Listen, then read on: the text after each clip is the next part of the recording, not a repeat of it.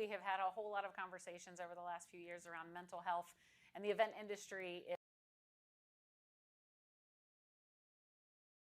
successful jobs, industries to be in.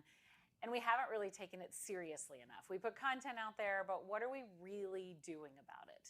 So Janice Cardinal with Event Minds Matter is here to tell us a little bit more about how we can not just talk about mental health, but really support ourselves and each other with a new program. How would you call it, Janice, that you're rolling out and advocating for in 2024? First, I want to say hello. My name is Human. And for those of you who may not have heard about this particular campaign that I got started not so very long ago, actually at IMEX, it's really about sustaining humanity within our industry. Because one of the things that have happened in our industry is we've lost a lot of trust for some of our leaders. And we've also, in many cases, people who are struggling with their mental health don't feel safe in the environments that they're in. And long before COVID, there was always, no real conversation around mental health. Thankfully, with COVID, and the silos that everybody was in, everybody began to reach out and get a bit personal about their circumstances, their journeys. And I know this past summer, I approached a tremendous amount of leaders and asked them if they would be willing to share their mental health journeys. And that was groundbreaking for Event Minds Matter, which is the community, by the way, that I founded and that I work with about 20 like-minded event professionals on. And the whole idea behind Event Minds Matter, we started this to build brave spaces to amplify the conversation in the industry on mental health and wellness. Because what I was hearing from a lot of people was that there was no community near where they lived. And I understand that because the subject matter is still a very delicate one, very sensitive. There's still a lot of people who live in fear and shame, and there's stigma around it. And after 2 years, what I can honestly tell you with all the content that we've, contributed from education to resources to initiatives, one of the things that has become extremely clear to me is that people need mental health training. And we are actually behind a program called We Care, which started off in Australia. It has just won the Diamond Award by an association body called LearnX, which, many different educational programs get, sent to them for ratings. So the fact that We Care got the Diamond Award is incredible. But what is it really about? It's really about training people on how to recognize a problem in the workplace. You don't know what somebody else is going through. You could be on a team and somebody's very quiet, or maybe, they're just not with what's happening in the brainstorm. And there's usually a sign that something is different. So number one, you have to recognize it. Number two, how are you going to handle this person? What are you going to say to them? And most people have not had the training to know how to support somebody who is going through a mental health struggle. And lastly, but not least, one of the other things that's really important is the language around mental health that we use. Now, if you're somebody who's already had emotional intelligence training, then you will know that when you're listening to somebody, the first thing you would say is, I acknowledge what you're saying, and I respect it. And here's what I want to suggest. That's emotional intelligence. So a lot of us don't use that. A lot of people were never trained in that. It's funny. I think sometimes these days in colleges and universities, instead of calling it psychology, they should call it emotional intelligence. But, when we look at initiatives as an example within organizations in our industry, one of the issues I find is that there has not been a caring culture created within the organization, so people don't feel safe about talking about anything to do with mental health. But the minute you open up the door to creating that safe space, people start to talk, and it's incredible. And I was with a group of college students this week. I sit on the board at a college here in Toronto for event management and creative design. And I started off by asking them, had any one of them ever experienced mental health? And I will tell you that three-quarters of the room raised their hands. So the ones who didn't, I asked, so for the people who didn't raise their hand, do you know somebody with a mental health struggle? And of course, they raised their hand.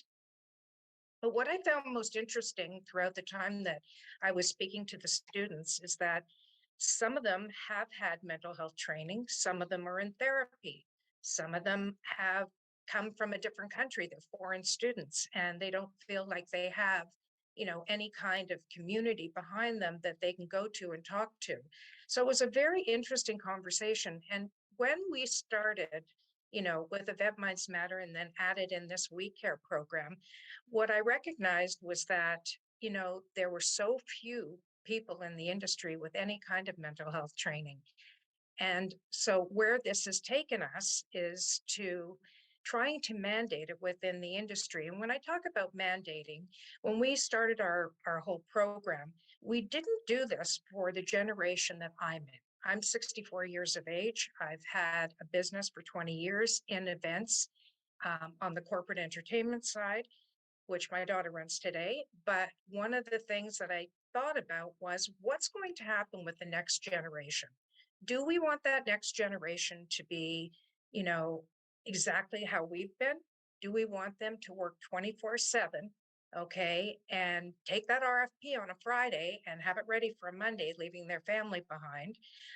Or do we want them working under toxic leadership? How are they going to handle the future?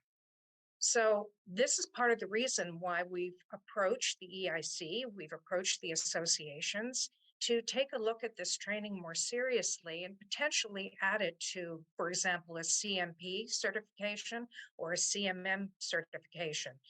But can you just imagine the difference that it would make if people were trained where you work?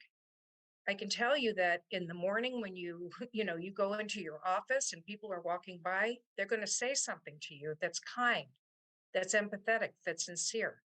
I remember going into my office and often, I would get out of my desk, which I was the first office in the place, and then I would walk down and I would say, "Good morning, how are you? Everything okay?" And just by saying that, it creates conversation. So this is the reason why I talk about, hello, my name is human, because 9 times out of 10, when you go to a conference or a meeting or an event, you won't remember the names of the people that you met. But what you will remember is how those people made you feel. And I think that's the whole reason why, we have the situations in our industry that we do. And I have to say, when I heard Liz was starting a community, I was really impressed by that because we need more community. Liz's community is different than mine, but it's equally as important as mine is. People need a place to go to be able to talk about things, everything, and it's not just about AI or the trends. I've done the trends in the past too, but it really is about opening up and being able to be your true self. And I think there's just a fear, around that. So I think if you want to explore the We Care program, you can search it online. You can come to Event Minds Matter and I can direct you in the right place. They actually have what's called a caring playbook. And it's a course, believe it or not, that's only online for an hour and it costs you all of $95. So this is not expensive. This is inexpensive. And you may want to start with your leaders or your managers, but ultimately you want to give your employees the opportunity as well. Another thing that I often find is that when I ask a leader from an organization what they're doing around mental health, I've often gotten a lot of talk around benefits. And benefits are great, they're important. And some companies have better benefits than other companies do. But it's not just about the benefits.